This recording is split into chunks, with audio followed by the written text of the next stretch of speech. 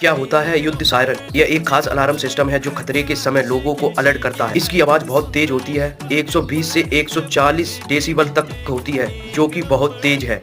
यह सायरन 2 से 5 किलोमीटर के दायरे में सुनाई दे सकता है और युद्ध सायरन की आवाज ऊपर नीचे होती रहती है, जिससे गाड़ी और एम्बुलेंस की आवाज से बिल्कुल अलग सुनाई दे। सायरन कहाँ लगाए जाते हैं? प्रशासनिक भवन, पुलिस स्टेशन, फायर स्टेशन, सैन्य भवन, भीड़-भाड़ क्षेत्र में और शहरी क्षेत्र में जैसे दिल्ली, नोएडा। युद्ध, एयर स्ट्राइक और बड़ी आपदा से लोगों को अलर्ट करने के लिए इसे बजाया जाता है। सायरन बजते समय क्या करना चाहिए? 5 से 10 मिनट में सुरक्षित स्थान पर जाएं, टीवी, रेडियो और सरकारी अलर्ट्स पर ध्यान दें, से बचें और सिर्फ ऑफिशियली इंफॉर्मेशन पर भरोसा करें। शासन के निर्देशों का पालन करें और विशेष बात, घबराएं ना।